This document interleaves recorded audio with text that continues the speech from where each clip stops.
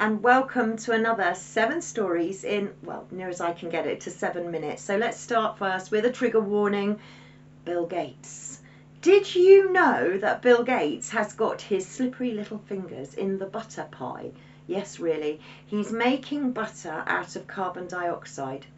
Really? How does that play into the net zero agenda? Please someone tell me. And what are the effects of ingested carbon dioxide? Oh, and is this a bid to get rid of cows, do you think? But he's not just doing that, he's very busy too, donating a whopping 2.5 billion to women's health, which he reckons is underfunded. Well, you know what? Thanks, Bill, but no thanks. Story 2, cancer. How do you fancy a life-saving drug cocktail at your bedside, being cooked up by your bedside?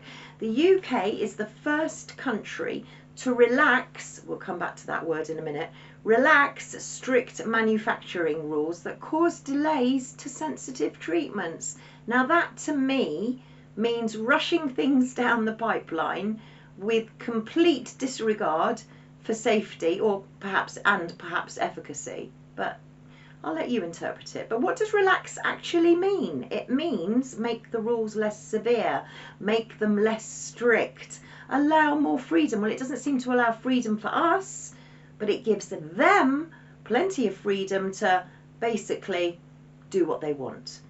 And staying on the subject of cancer, patients with head and neck cancer are to be fast-tracked. See, getting the theme in this? Fast-tracked onto a new clinical trial, aka experiment, right?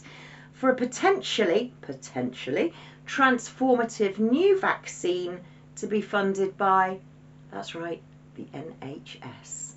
Story 3, a shocking headline here, shocking. The number of foreign sex offenders behind UK prison bars, well, that currently is 6,673. Yep, and that's costing you and I £360 million a year.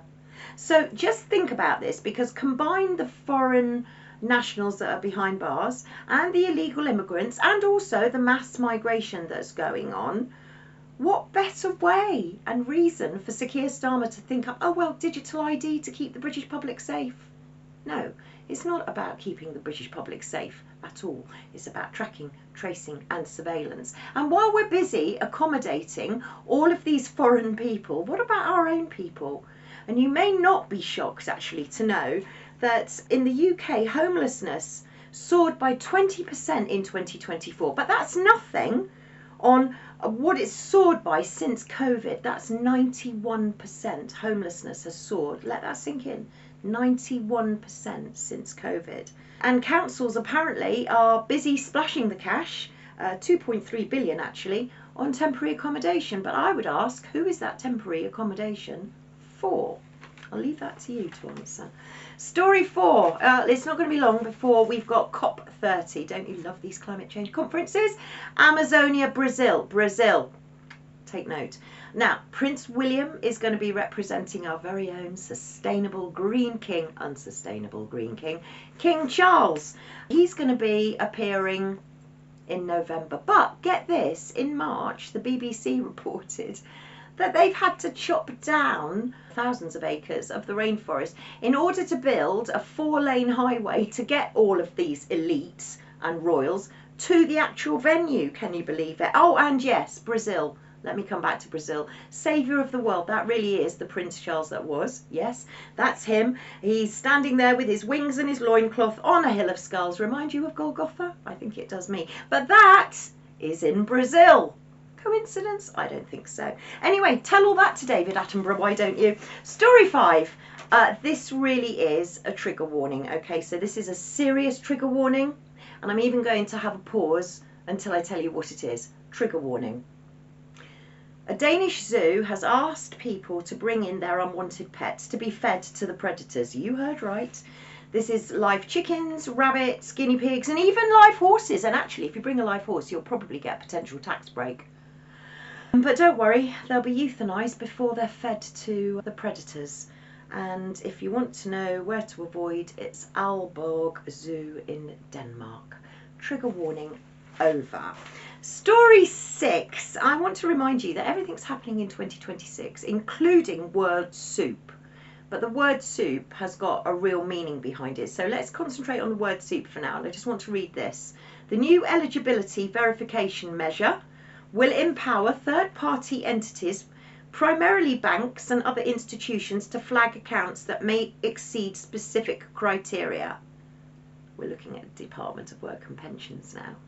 What does that actually mean, though, that word soup? It means that banks, financial institutions, can work with DWP to identify claimants whose capital exceeds the 16,000 threshold.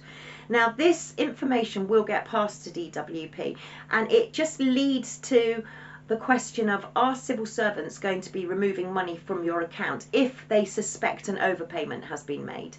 So are you guilty until you prove your innocence? I would suggest that you probably are. Keep an eye on what's going on with DWP. A lot coming up, especially in September. And let's finish finally on story 7, because we've mentioned the Leng Review loads of times, and I've actually mentioned it very recently, a couple of weeks ago. But this is the Leng Review into the practice of physician associates and anaesthetic associate physicians. Now, these, remember, are doctors that aren't doctors. They're people that have degrees, that have a bolt-on medical qualification afterwards. And we've all been extremely concerned about some of the mistakes that have been made. So after a damning review by Baroness Leng, she said that she didn't feel that it was the best place to place these physician associates, either in primary care with GPs or in anaesthetics. And you will be delighted to know that multiple universities appear to have listened to Baroness Leng, and they have now suspended the courses. Now, only suspended, I'm not saying cancelled. So who's going to replace them, given that there's a mass exodus of doctors from the NHS? Begs the question. Anyway, thank you for watching, thank you for listening, and please share.